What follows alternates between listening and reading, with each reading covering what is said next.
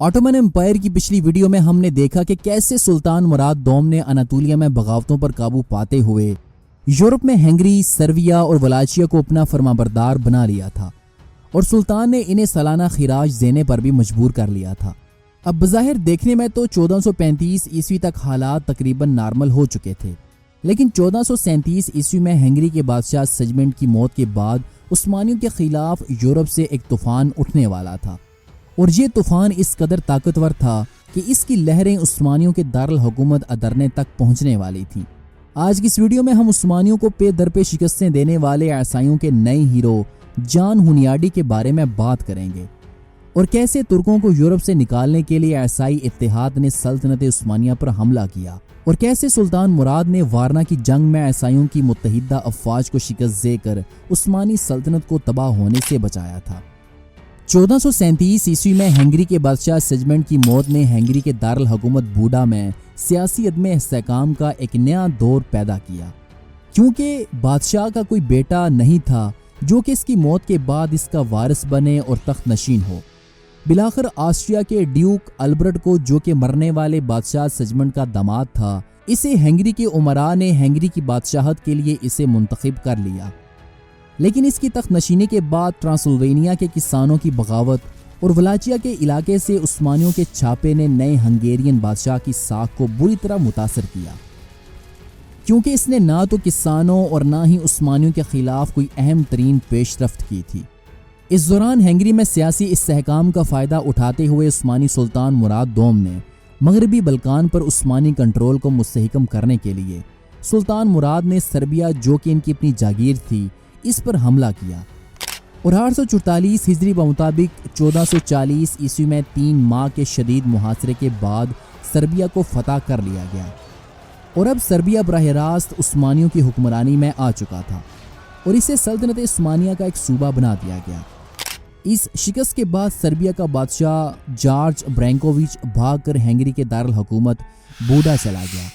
اس دوران ہنگری میں سیاسی عدم استحکام مزید پھیل گیا، کیونکہ 1339 عیسوی کے موسم خزاں میں ہنگری کے نئے بادشاہ البرٹ عثمانیوں کے خلاف اپنی فوج جمع کرتے ہوئے پیچس لگنے کی وجہ سے اس کی موت ہو چکی تھی۔ یوں البرٹ کی اچانک موت کے نتیجے میں 1440 عیسوی میں سلطان مراد نے ہنگری کے مشہور قلعے بلغراد کا محاصرہ شروع کر دیا، لیکن سلطان مراد کو بلغراد کا محاصرہ اٹھا لینا پڑا اور سلطان ناکام واپس لوٹے۔ یہ شہر دریائے ڈینیوب کے ساحل پر موجود سربیا کا ایک انتہائی اہم شہر تھا، لیکن 830 ہجری بمطابق 1427 عیسوی سے ہنگری کے قبضے میں چلا گیا تھا۔ ہنگری میں داخل ہونے کے لیے اس شہر کی فتح ناگزیر تھی۔ سلطان مراد نے اسی خیال سے اس کا محاصرہ کیا تھا، لیکن ہنگری کے عزم و استقلال کے مقابلے میں آخرکار عثمانیوں کو شکست ہوئی اور عثمانی سلطان محاصرہ اٹھا کر واپس دارالحکومت چلے گئے۔ ادھر ہنگری میں مزید افراتفری پھیل چکی تھی، کیونکہ نئے ہنگیرین بادشاہ البرٹ کی اچانک موت نے ہنگری میں ایک بہت بڑا سیاسی بحران پیدا کر دیا تھا۔ اگرچہ مرنے والے بادشاہ کی بیوہ نے کچھ ماہ بعد اپنے بیٹے لارڈ سیلاس پنجم کو جنم دیا تھا، لیکن ہنگری کے زیادہ تر امراء نے ہنگری کے تخت پر شیرخوار بچے کی حکومت کو مسترد کر دیا تھا، کیونکہ ان کا ماننا تھا کہ یورپ میں عثمانیوں کے بڑھتے ہوئے قدموں کو روکنے کے لیے ایک جنگجو بادشاہ کی ضرورت ہے۔ لہٰذا اس خلا کو پر کرنے کے لیے پولینڈ کے 15 سالہ بادشاہ لارڈ سیلاس سالس کو ہنگری کا تاج پیش کیا گیا۔ یوں 1440 عیسوی سے 1441 عیسوی کے درمیان لارڈ سیلاس پنجم اور لارڈ سیلاس سالس کے حامیوں کے درمیان ملک میں جنگیں ہوتی رہیں، جس کا نتیجہ پولینڈ کے بادشاہ کے حق میں ہوا اور ہنگری کا شیرخوار بادشاہ آسٹریا کی جانب بھاگ کھڑا ہوا۔ ادھر پولینڈ کا بادشاہ لارڈ سیلاس سالس ہنگری کے دارالحکومت بوڈا میں داخل ہوا۔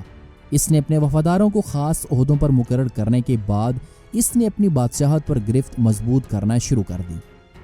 اس دوران ہنگری کا ایک باصلاحیت فوجی افسر جس کا نام جان ہونیاڈی تھا اور جس کی جنگی مہارت نے لارڈ سیلاس سالس کو تخت نشین ہونے میں مدد دی تھی، جو اپنے برق رفتار حملوں کی وجہ سے بہت جلد ہنگری کے با اثر اراکین میں سے ایک بن چکا تھا، سامنے آیا۔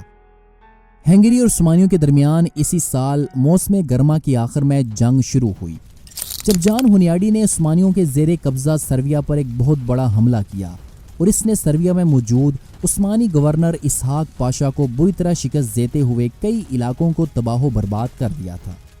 یوں اس پہلی شکست کے رد عمل کے طور پر سلطان مراد نے اگلے سال یعنی کہ 1442 عیسوی کو ایک چھاپہ مار فوج اپنے عظیم کمانڈر مزید پاشا کی سربراہی میں ولاچیا کے راستے ٹرانسلوینیا میں دور تک حملہ کرنے کا سلطان نے اسے حکم دیا۔ عثمانی پاشا دشمن کے علاقے میں فتوحات حاصل کرتا ہوا وہ ٹرانسلوینیا میں ہرمان اسٹارٹ کا اس نے محاصرہ کر لیا، لیکن جلد ہنیاڈے اس قلعے کی مدد کے لیے آگے بڑھا اور ایک مختصر سی فوج کے ساتھ اس نے ترکوں کے عظیم الشان لشکر کو شکست دی۔ اس مارکے میں 20,000 ترک مارے گئے۔ ہنیاڈے نے مزید پاشا اور اس کے بیٹے کو اپنے سامنے ٹکڑے ٹکڑے کرا دیا۔ اس کی لہو کی پیاس کسی طرح بجھتی ہی نہ تھی۔ مقتولوں کی چیخ و پکار اور تڑپ میں اسے خاص لذت محسوس ہوتی تھی۔ چنانچہ اس فتح کے بعد جب وہ اپنے ساتھیوں کو لے کر دسترخوان پر بیٹھا تو اسی وقت ترک قیدیوں کو سامنے بلا کر سب کو نہایت بے دردی کے ساتھ اس نے قتل کرا دیا۔ ہر فتح کے بعد جو دعوت ہوتی تھی اس میں مہمانوں کو یہ خونی تماشا بھی ضرور دکھایا جاتا تھا۔ یہ ہنیاڈے اور ترکوں کا پہلا بڑا مقابلہ تھا۔ اس فتح کے بعد ہنگری کے دارالحکومت بوڈا میں جان ہنیاڈے کو جنگی ہیرو کے طور پر اس کا استقبال کیا گیا، کیونکہ وہ ان چند یورپین میں سے ایک تھا جنہوں نے میدان جنگ میں عثمانیوں کو شکست دینے کی اہلیت ثابت کی تھی۔ مسلمان ترکوں کے خلاف ان ابتدائی فتوحات نے ہنیاڈے کو نہ صرف اس کے ہم وطنوں بلکہ پورے عیسائی یورپ نے اسے وائٹ نائٹ آف ٹرانسلوانیا یعنی کہ ٹرانسلوانیا کا سفید نائٹ کا اسے خطاب دیا۔ اس دوران جب سلطان مراد کو اپنی فوج کی شکست ملی اور سلطان کو یہ معلوم ہوا کہ اس کا عظیم پادشاہ ہنیاڈے کے ہاتھوں مارا گیا ہے تو سلطان نے اپنی شکست کا الزام اپنے ولاچین جاگیردار ولیڈ ثانی پر لگایا۔ سلطان نے اسے دارالحکومت ادرنے بلایا جہاں سلطان کے حکم پر اسے نظر بند کر دیا گیا، جبکہ اس کے بڑے بیٹے نے ولاچیا کا کنٹرول سنبھال لیا تھا۔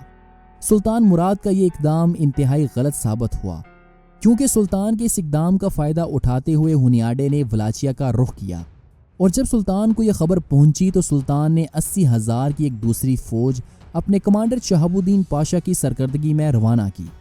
چنانچہ 1442 عیسوی کے موسم خزاں کے دوران ولاچیا میں عثمانی اور ہنیاڈے کی فوجیں آمنے سامنے ہوئیں، جس میں حیرت انگیز طور پر ہنیاڈی نے ایک بار پھر عثمانی فوج کو شکست دے دی۔ اس جنگ کے بعد ولاچیا کے سابق حکمران کے کزن بسرف جو کہ ہنگری کا حامی تھا، ہنیاڈی نے اسے تخت نشین کر دیا۔ اس دوران ہنیاڈی نے ولاچیا سے فارغ ہونے کے بعد جب اس نے بوڈا کا ارادہ کیا تو واپسی کے سفر کے دوران اس نے عثمانی سلطان کے خلاف اپنی طاقت کا مظاہرہ کرتے ہوئے اس نے ورڈن کے عثمانی قصبے پر حملہ کرتے ہوئے اسے تباہ و برباد کر دیا۔ جان ہنیاڈی کی یہ فوجی مہمات بہت زیادہ اہم تھیں، کیونکہ کئی سالوں سے عیسائیوں کو عثمانیوں سے شکستوں کا سامنا تھا اور اب کہیں جا کر انہیں عثمانیوں کے مقابلے میں ایک طاقتور ترین عیسائی رہنما ملا تھا۔ اس دوران سلطان مراد نے ولاد دوم کو قید سے رہا کیا اور اسے ایک فوج دے کر ولاچیا پر دوبارہ قبضہ کرنے کے لیے روانہ کیا، اور 1443 عیسوی کے موسم بہار تک اس نے ولاچیا پر دوبارہ قبضہ کر لیا۔ اس کے بعد سلطان مراد نے ولاچیا کے حکمران کے ساتھ ایک معاہدے پر دستخط کیے، جس کے مطابق اسے عثمانی حکومت کو سالانہ خراج ادا کرنا تھا۔ سلطان کی جنیچری فوج کے لیے 500 بچے ہر سال ادرنے روانہ کرنے تھے، اور آخر میں سلطان نے ولاد کے دونوں بیٹوں راڈو اور ولاد کو یرغمال کے طور پر ادرنے بلا لیا تھا۔ ہنیاڈی کی شاندار کامیابی اور ترکوں کی مسلسل شکستوں سے یورپ کی تمام حکومتوں میں امید کی ایک نئی کرن تازہ ہوئی، اور یورپ سے ترکوں کو نکال دینے کے لیے ایک زبردست عیسائی اتحاد قائم کر لیا گیا۔ شاہ لارڈ سیلاس جو کہ اس وقت ہنگری اور پولینڈ دونوں مملکتوں کا فرما روا تھا، اس تحریک کا اصل روح رواں تھا۔ اس اتحاد میں ہنگری، پولینڈ، ولاچیا اور بوسنیا کی حکومتیں اپنی پوری قوت کے ساتھ شریک ہوئیں۔ سرویا بھی جو کہ اسٹیفن کے عہد میں عثمانیوں کا نہایت وفادار حلیف تھا، اب اس کے جانشین جارج برینکووچ کی سرکردگی میں اتحادیوں کی صف میں شامل ہو گیا تھا۔ جرمنی اور فرانس نے مبارزین کی ایک کثیر فوج بھیجی۔ اس کے علاوہ یورپ کے ہر ملک سے ایک بڑی تعداد سپاہیوں کی خود آ کر شریک ہوئی، لیکن سب سے زیادہ جوش پوپ نے دکھایا۔ اس نے اپنے نمائندے کارڈینل جولین سیزرانی کو ایک مسلح فوج کے ساتھ روانہ کیا اور یورپ کے ہر حصے سے جنگ کے لیے کثیر رقم فراہم کر کے بھیجی۔ حقیقتاً یہ ایک صلیبی جنگ تھی جو کہ عیسائیت کے مذہبی جوش نے اسلام کے خلاف چھیڑی تھی۔ اس سے پہلے ایشیائے کوچک میں بازنطینی اور ونیشینز سفارتکاروں کے اکسانے پر کارمان قبیلے کے سردار ابراہیم نے 1443 عیسوی کے موسم گرما میں عثمانی علاقوں پر حملہ شروع کیا، کیونکہ اس کا خیال تھا کہ سلطان مراد اس وقت تک بلقان میں صلیبیوں کے خلاف جنگ میں مصروف ہو جائے گا۔ لیکن کرمانی سردار اس دھوکے میں مارا گیا، کیونکہ عیسائیوں نے ابھی عثمانیوں کے خلاف جنگ شروع نہیں کرنی تھی۔ اب جب کہ کوئی صلیبی فوج نظر نہیں آ رہی تھی تو اب یوں کرمانی سردار عثمانی سلطان کے رحم و کرم پہ تھا۔ سلطان مراد اپنے بیٹے شہزادے علاؤ الدین کے ساتھ کارمان قبیلے پر حملہ آور ہوئے اور انہوں نے موسم گرما کا زیادہ تر حصہ کرمانیوں کے خلاف جنگ میں گزارا، اور اس حملے میں فتح کے باوجود سلطان نے کرمانی سردار ابراہیم کے ساتھ امن معاہدے پر دستخط کیے، کیونکہ وہ مملوکوں کے ساتھ جنگ نہیں کرنا چاہتے تھے جن کے کونیا کے ساتھ اچھے دوستانہ تعلقات تھے۔ اس فوجی مہم کے دوران سلطان مراد کا سب سے بڑا بیٹا اور تخت کا وارث علاؤ الدین گھوڑے سے گر کر اچانک فوت ہو گیا، جس کا سلطان مراد دوم کو بے حد صدمہ تھا۔ یوں 1443 عیسوی کے ابتدائی موسم خزاں تک سلطان مراد نے اپنی مشرقی سرحدیں محفوظ کر لی تھیں۔ دیری اثنا یورپ میں تقریباً 25,000 کی مضبوط عیسائی فوج نے سلطنت عثمانیہ کے زیر کنٹرول سربیا پر حملہ کر دیا تھا، جبکہ سلطان مراد اس وقت ایشیائے کوچک میں کرمانیوں کی بغاوت کو کچلنے میں مصروف تھے۔ اس دوران عیسائی فوج کی قیادت ہنگری کا بادشاہ لارڈ سیلاس کر رہا تھا، لیکن اصل طاقت جان ہونیاڈے کے پاس تھی۔ اس عیسائی اتحاد کا اصل مقصد یورپ میں ان عیسائی ریاستوں کو دوبارہ قائم کرنا تھا جو کہ سلطنت عثمانیہ میں شامل کر لی گئی تھیں، اور ان کا دوسرا بڑا مقصد قسطنطنیہ کی مدد کرنی تھی۔ ہونیاڈی کے ان ابتدائی حملوں کے مقابلے کے لیے عثمانیوں کی 3 بڑی فوجیں عیسائیوں کے ساتھ ٹکرائیں۔ سب سے پہلے اسحاق پاشا اور اس کے بعد قاسم پاشا اور آخر میں تورہان پاشا اپنی فوج کے ساتھ عیسائیوں کے مقابلے کے لیے نکلے، لیکن ان تینوں پاشاؤں کو عیسائیوں کے مقابلے میں زبردست شکستوں کا سامنا کرنا پڑا۔ ان ابتدائی شکستوں کے دوران عثمانی سلطان کو ایک بہت بڑے فتنے کا سامنا کرنا پڑا، جو کہ آنے والی کئی ایک دہائیوں تک عثمانیوں کے لیے ایک ڈراؤنا خواب بنا رہا۔ یہ ڈراؤنا خواب دراصل اسکندر بیگ تھا، جو کہ رومیلیا میں عثمانی گورنر تھا۔ دراصل یہ البانیہ کے ایک جاگیردار کا بیٹا تھا جسے سیاسی قیدی کے طور پر ادرنے بھیجا گیا تھا۔ اس کا اصل نام جارج کاستریو تھا۔ اس کی ہونہاری اور فراست نے بہت جلد سلطان کو اپنی جانب متوجہ کر لیا تھا۔ سلطان مراد نے اپنی ذاتی نگرانی میں جارج کو اسلامی اور فوجی تعلیم دلوائی اور اس کی لیاقت اور شجاعت سے خوش ہو کر مکس 18 سال کی عمر میں اسے ایک سنجق کا حاکم بنا دیا اور اسکندر بیگ کے لقب سے اسے سرفراز کیا۔ جان کاستریو یعنی کہ اسکندر بیگ کے باپ کا جب انتقال ہوا تو سلطان مراد نے اس کی ریاست عثمانی سلطنت میں شامل کر لی تھی۔ یہ بات اسکندر بیگ کو بہت ناگوار گزری، لیکن اس نے ایک طویل عرصے تک اپنے اندرونی جذبات کو ظاہر نہ ہونے دیا، اور جب 848 ہجری بمطابق 1443 عیسوی میں عیسائی افواج ہونیاڈی کی کمان میں عثمانی علاقوں میں داخل ہوئیں اور انہوں نے عثمانیوں کو شکست دی تو سکندر بیگ نے موقع کو غنیمت سمجھا اور اس نے اپنے باپ کی ریاست پر قبضہ کرنے کے لیے تیاری شروع کر دی۔ چنانچہ ایک روز وہ رئیس افندی جو کہ سلطان مراد کا چیف سیکرٹری تھا اس کے خیمے میں اچانک داخل ہوا اور اس کے گلے پر خنجر رکھ کر البانیہ کے مضبوط شہر آک ہسار جس کا قدیم نام کرویا تھا کہ ترک افسر کے نام ایک حکم نامہ لکھوا لیا کہ شہر اور اس کے ملحق علاقے بحیثیت گورنر کے اسکندر بیگ کو دے دیے جائیں۔ یہ تحریر حاصل کر لینے کے بعد اس نے رئیس افندی کو فوراً قتل کر دیا اور اسی وقت وہ البانیہ کی طرف روانہ ہوا۔ آک ہسار پہنچ کر اس فرمان کے ذریعے سے وہ شہر پر قابض ہو گیا۔ اس دوران سلطان مراد اپنی اناطولیائی فوج کے ساتھ یورپ میں داخل ہوئے اور صوفیہ میں صلیبی فوج سے نمٹنے کے لیے سلطان نے مزید فوجیں جمع کرتے ہوئے انہوں نے عیسائیوں کے خلاف جہاد کا اعلان کیا، جس کی وجہ سے تیزی کے ساتھ نوجوان بھرتی ہونا شروع ہو گئے۔ ادھر عیسائیوں کا اب اگلا نشانہ عثمانی دارالحکومت ادرنے شہر تھا۔ جب سلطان کو جاسوسوں نے یہ خبر دی کہ عیسائیوں کا اگلا نشانہ عثمانی دارالحکومت ادرنے شہر ہے تو سلطان نے حکمت عملی کے طور پر انہوں نے صوفیہ اور اس کی آس پاس کے دیہاتوں سے لوگوں کا انخلا کرواتے ہوئے ان تمام علاقوں کو خود جلا کر راکھ کر دیا، اور دسمبر کے اوائل تک جب صلیبی فوج یہاں پہنچی تو رسد کی کمی کی وجہ سے ان کے حالات خراب ہونا شروع ہو گئے۔ سلطان مراد یہ جانتے ہوئے کہ ان کی یہ بھرتی کی جانے والی نئی فوج زیادہ تجربے کار نہیں ہے، تو سلطان نے بڑی عقل مندی کا مظاہرہ کیا۔ انہوں نے کھلے میدان میں عیسائیوں کے ساتھ لڑنے کی بجائے انہوں نے پہاڑی علاقوں کا انتخاب کیا۔ انہوں نے عیسائیوں کی فوج کا ایک تنگ پہاڑی درے میں ان کا مقابلہ کرنے کا فیصلہ کیا، اور موسم سرما کے وسط میں دونوں فوجیں آمنے سامنے ہوئیں اور گھمسان کی جنگ شروع ہوئی۔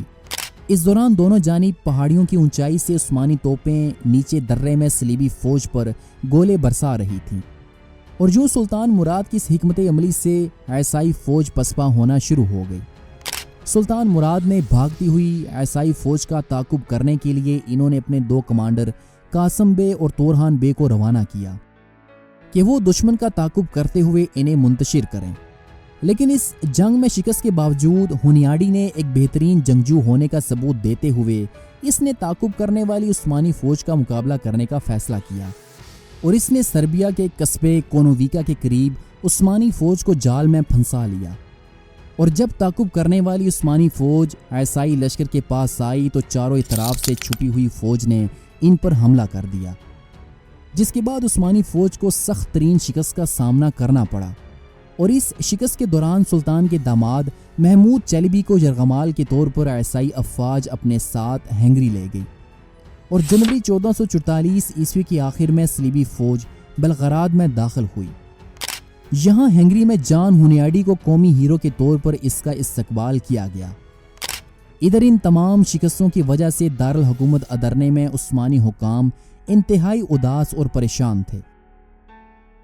سلطان نے مزید جنگ سے بچنے کے لیے امن کا راستہ اختیار کیا، کیونکہ ان شکستوں کے بعد البانیہ کے نئے حکمران سکندر بیگ اور اناطولیہ میں قہرمان سردار ابراہیم کی جانب سے ہونے والی بغاوتوں نے سلطان کو مجبور کر دیا کہ وہ ہنگری کے ساتھ امن مذاکرات کا آغاز کریں۔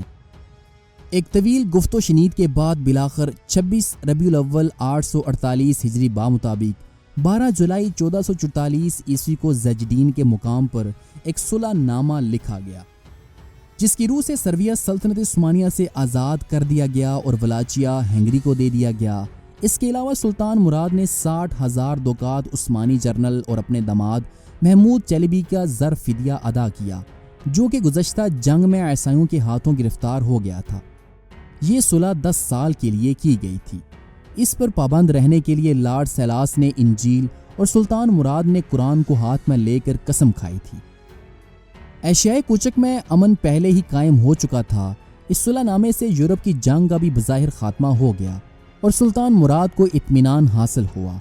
20-22 سال کی مسلسل جنگوں نے سلطان کو اب امور سلطنت کی طرف سے دل برداشتہ کر دیا تھا۔ سلطان چاہتے تھے کہ بقیہ زندگی اب سکون کے ساتھ گزاریں، کیونکہ 1443 عیسوی کی بڑی عثمانی فوجی شکستوں اور 1443 عیسوی کی ذلت آمیز صلح نامہ زیجدین اور اس کے علاوہ اناطولیہ کی کیمپین میں عثمانی شہزادے علاؤدین کی موت نے سلطان مراد کو اندر سے توڑ دیا تھا۔ یہ شہزادہ انتہائی لائق اور بہادر تھا۔ سلطان مراد کو اس کی وفات کا بے حد رنج اور دکھ تھا، اس لیے سلطان نے سلطنت سے مستقل طور پر کنارہ کش ہو جانے کا فیصلہ کیا۔ چنانچہ سلطان نے اپنے دوسرے چھوٹے بیٹے محمد کو، جس کی عمر صرف 12 سال تھی، تخت پر بٹھا کر وہ خود ریاست ایدین میں چلے گئے۔ اپنے دارالحکومت ادرنے سے دور مانیسا کے محل کے ایک باغیچے میں وہ فلسفے اور روحانیت میں مشغول ہو گئے۔ یہاں ابتدائی طور پر سلطان کے تخت چھوڑنے پر بہت سے عثمانی وزراء نے سلطان کے اس فیصلے کو مسترد کر دیا تھا، کیونکہ ان کا کہنا تھا کہ نیا عثمانی سلطان شہزادہ محمد ایک نا تجربے کار شہزادہ ہے۔ لیکن سلطان کی خواہش پر انہوں نے سلطان کی اس حکم کی تعمیل کی اور نئے عثمانی شہزادے محمد کو عثمانی سلطان کے طور پر انہوں نے قبول کیا، اور اگست 1444 عیسوی کے آخر تک شہزادے محمد کو نیا عثمانی سلطان بنا دیا گیا۔ لیکن جس زندگی کی تلاش میں سلطان مراد نے تخت چھوڑ کر ایدین کی سکونت اختیار کی تھی، جو ہی یہ خبر مشہور ہوئی کہ سلطان مراد سلطنت سے کنارہ کش ہو گیا ہے اور اس کی جگہ نو عمر اور نا تجربے کار محمد تخت نشین ہے، تو عیسائیوں کے دلوں میں ترکوں کو یورپ سے نکال دینے کا حوصلہ ایک بار پھر پیدا ہو گیا۔ صلح نامہ زجڈین کی تحریر کو ابھی 1 مہینہ بھی نہیں گزرا تھا کہ ہنگری کی مجلس قومی نے اس معاہدے کی خلاف ورزی کا فیصلہ کر لیا۔ اس غداری کا اصل محرک کارڈینل جولین سیزرانی تھا، جو پوپ کی پوری تائید کے ساتھ معاہدہ شکنی پر زور دے رہا تھا۔ حالات تمام تر عیسائیوں کے لیے امید افزا تھے۔ سلطنت عثمانیہ کی باغ ڈور ایک نو عمر لڑکے کے ہاتھ میں تھی۔ درے دانیال پر جینوا، وینس اور برگنڈیوں کے بحری بیڑوں کا قبضہ تھا، جن کی موجودگی میں ترک افواج کا ایشیائی کوچک سے یورپ آنا محال تھا۔ لیکن پھر بھی شاہ ہنگری لارڈ سیلاس صلح نامے کی خلاف ورزی نہیں کرنا چاہتا تھا، لیکن کارڈینل جولین نے اپنے مذہبی اثر سے کام لے کر اس کو مجبور کر دیا اور بادشاہ کی ضمیر کو اس فتوے سے مطمئن کر دیا کہ غیر عیسائیوں کے ساتھ معاہدے کی پابندی نہیں کرنی چاہیے۔ ہنگری کی مجلس قومی کے بعض اراکین کی مخالفت بھی اس فتوے سے دبا دی گئی، اور جولین نے مجلس میں اعلان کیا کہ اس فتوے میں خود پوپ کی تائید بھی شامل ہے۔ اس دوران ایک اور واقعہ پیش آیا جس نے عیسائیوں کے حوصلے بڑھا دیے تھے۔ وہ واقعہ یہ تھا کہ 1444 عیسوی میں موسم خزاں کے پہلے ہفتوں کے دوران عثمانی دارالحکومت ادرنے شہر میں ایک آگ بھڑک اٹھی، جس نے 2000 سے زیادہ گھروں اور عمارتوں کو تباہ و برباد کر دیا تھا۔ عیسائیوں نے اسے آنے والی فوجی مہم کے لیے خدا کی منظوری سے تعبیر کیا۔ ابتدا میں جان ہنیاڈے بھی معاہدہ زجڈین کی خلاف ورزی سے اختلاف کرتا تھا، لیکن جب یہ وعدہ کیا گیا کہ بلغاریہ کو ترکوں سے فتح کرنے کے بعد اسے وہاں کا بادشاہ بنا دیا جائے گا تو وہ بھی اس کے لیے راضی ہو گیا۔ البتہ اس نے یہ شرط رکھی کہ معاہدہ شکنی کا اعلان 1 ستمبر تک ملتوی کر دیا جائے، تاکہ اس وقت اتحادی صلح نامہ سے پوری طرح فائدہ اٹھا لیں اور ان تمام قلعوں اور علاقوں پر قابض ہو جائیں جنہیں ترک معاہدے کے مطابق بڑی دیانتداری کے ساتھ خالی کر رہے تھے۔ شاہ سرویا کو اس کی سلطنت میں اضافے کا لالچ دیا گیا اور وہ بھی معاہدہ شکن اتحادیوں کے ساتھ مل گیا۔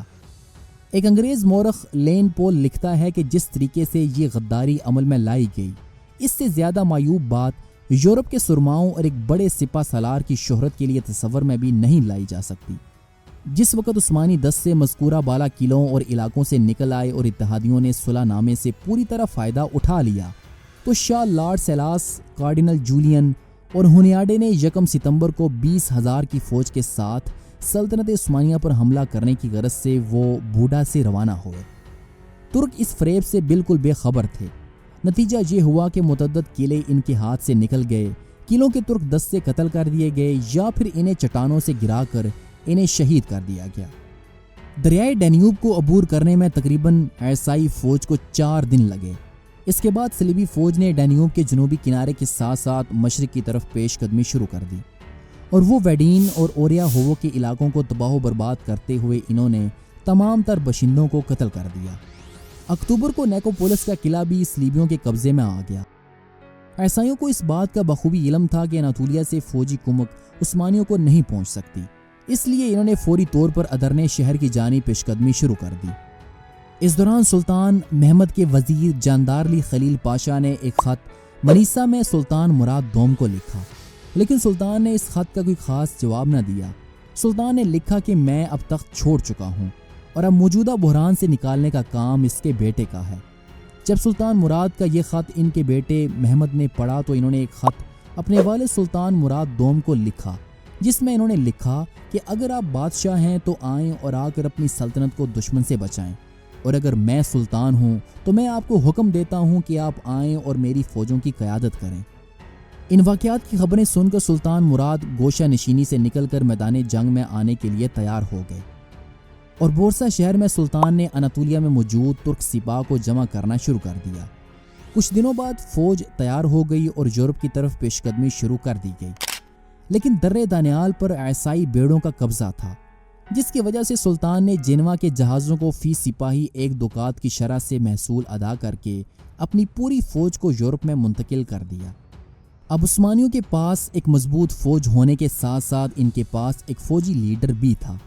دیریں اثنا عیسائی لشکر نے بلغاریہ کے پرانے دارالحکومت ترنووا کا محاصرہ شروع کر دیا تھا، تاہم یہ محاصرہ عیسائیوں کے لیے نقصان دہ ثابت ہوا، کیونکہ عثمانی سپاہیوں نے عیسائی فوج کی بے شمار رسد تباہ و برباد کر دی تھی۔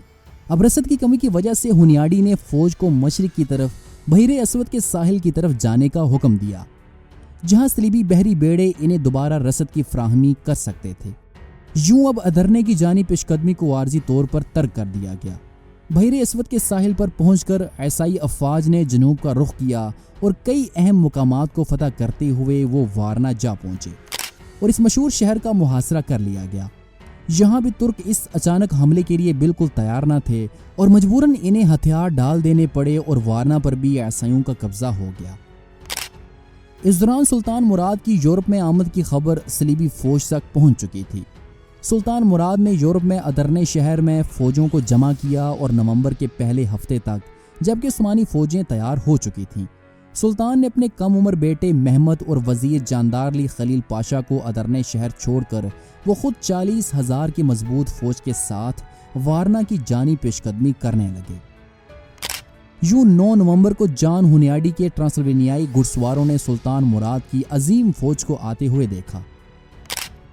10 نومبر کی صبح کو سلطان مراد اور لارڈ سیلاس کی دونوں فوجیں وارنا کے قلعے کے باہر ایک میدان میں جمع تھیں۔ وارنا کے میدان جنگ میں مشرق کی جانب بحیرہ اسود تھا، جبکہ شمال میں ایک گھنا جنگل اور جنوب میں جھیل وارنا موجود تھی۔ اس جنگ میں سلطان مراد نے اپنی فوج کو ہلال کی شکل میں تعینات کیا ہوا تھا۔ سلطان کے دائیں جانب اناتولیائی بیلر بے کراچا پاشا تیمورلی سپاہیوں کے ساتھ فوج کے دائیں بازو کی قیادت کر رہے تھے، جبکہ رومیلین بیلر بے شہاب الدین پاشا رومیلین تیمورلی سپاہیوں کے ساتھ فوج کے بائیں بازو کی قیادت کر رہے تھے۔ دری اسنا سابق عثمانی سلطان خود اپنے بھاری کیپیکولو سپاہی، کیولری، ایلیٹ جینیسریز اور توپ خانے کی ایک چھوٹی یونٹ کے ساتھ مرکز میں موجود تھے۔ پوری فوج کے ہر اول دستے میں کمانوں، کلہاڑیوں سے لیس ہلکے عزب پیادہ دستے تھے۔ صلیبی فوج کی تعداد عثمانی فوج کے مقابلے میں آدھی تھی، جو کہ تقریباً 20,000 کے لگ بھگ تھی۔ تاہم کوسوو اور نائکوپولس کی گزشتہ جنگوں کی طرح عیسائی فوج نے اپنی کمتر تعداد کو اپنے اعلیٰ ہتھیاروں سے پورا کیا۔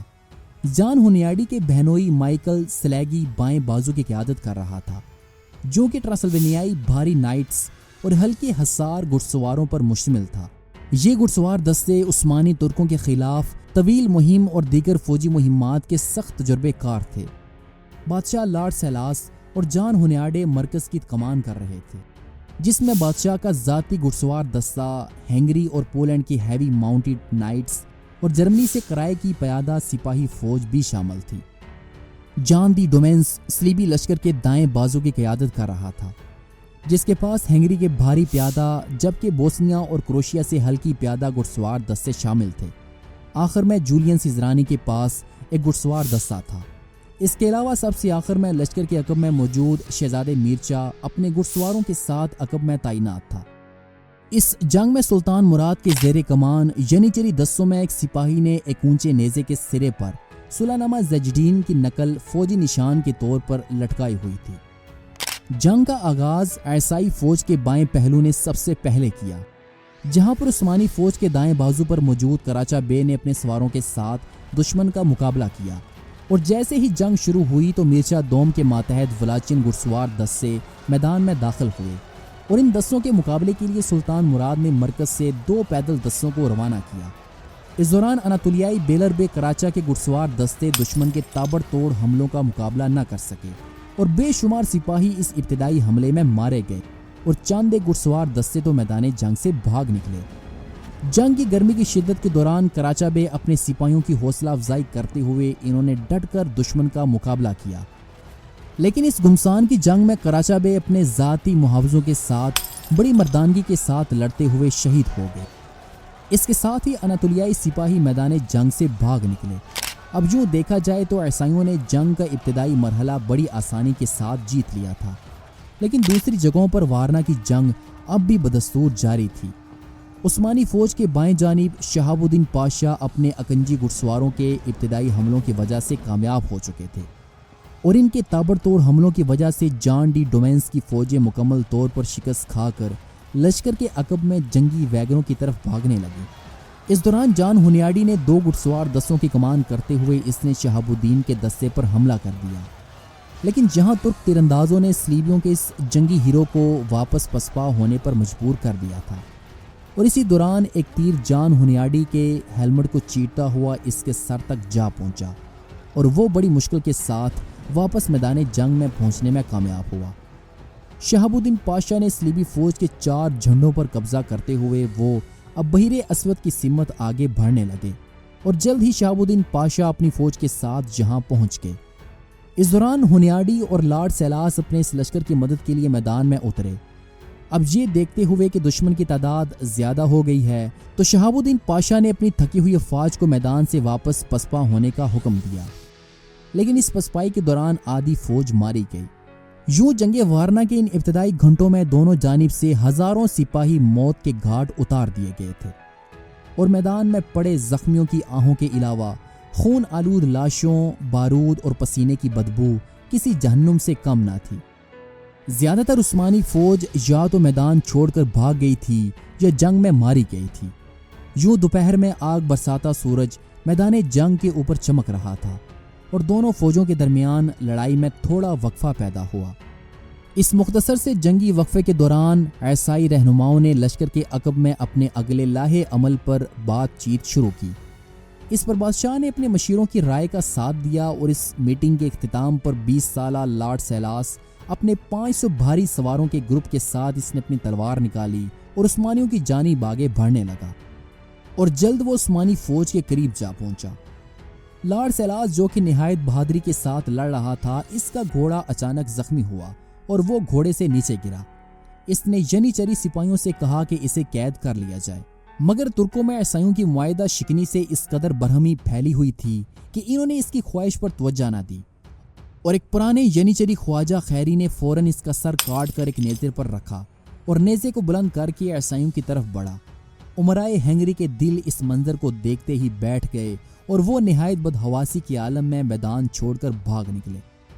اس دن شام تک جان ہنیاڈی عثمانی ینیچری سپاہیوں سے اپنے بادشاہ کی لاش لینے کی کوشش کرتا رہا، لیکن سرتوڑ کوشش کے باوجود وہ ناکام رہا اور آخرکار وہ بھی بقیہ عیسائی دستوں کے ساتھ بڑی مشکل کے ساتھ جان بچا کر بھاگ نکلا۔ لیکن اس سے قبل اتحادی فوجوں کا 2/3 حصہ قتل ہو چکا تھا۔ لارڈ سیلاس کے علاوہ مقتولین میں 2 مشہور بشپ اور بعض نہایت ممتاز فوجی افسر بھی تھے، لیکن سب سے زیادہ عبرت انگیز نعش کارڈیلین جولین سیزرانی کی تھی، جو کہ معاہدے زجدین کی شکست کا خاص محرک تھا اور ہزاروں عیسائیوں کی ہلاکت کا اصلی سبب بھی تھا۔ وارنا کی جنگ کے بعد ہنگری پر ترکوں کا قبضہ تو فوراً نہ ہو سکا، لیکن سرویا اور بوسنیا کی مملکتیں مکمل طور پر فتح کر لی گئیں۔ یہ دونوں جو کہ یونانی کلیسا سے وابستہ تھیں، سلطنت عثمانیہ کے زیر تسلط آنا بھی چاہتی تھیں، کیونکہ ہنیاڈی کی کامیابی کی صورت میں انہیں جبراً لاطینی کلیسا میں داخل ہونے کی دھمکی دی گئی تھی۔ سرویا کے ایک مورخ ران کی نقل کرتا ہے کہ ایک بار جارج برینکووچ نے ہنیاڈی سے دریافت کیا کہ اگر اسے کامیابی حاصل ہوئی تو مذہب کے متعلق اس کا رویہ کیا ہوگا۔ ہنیاڈی نے جواب دیا کہ میں سرویا کو رومن کیتھولک مذہب قبول کرنے پر مجبور کروں گا۔ اس کے بعد برینکووچ نے یہی سوال سلطان مراد سے کیا۔ سلطان نے جواب دیا کہ میں ہر مسجد کے پاس ایک گرجا بنوا دوں گا اور لوگوں کو مکمل آزادی حاصل ہوگی کہ وہ اپنے اپنے مذہب کے مطابق مسجد یا پھر گرجا میں عبادت کریں۔ اس طرح کلیسائے روما کی مذہبی زیادتیوں نے بوسنیا کی تسخیر میں بھی ترکوں کی مدد کی اور 8 روز کے اندر بوسنیا کے 70 قلعوں نے عثمانی فوجوں کے لیے اپنے پھاٹک کھول دیے۔ بوسنیا کا شاہی خاندان مٹ گیا اور اس کے بہت سے ممتاز امراء اسلام میں داخل ہو گئے۔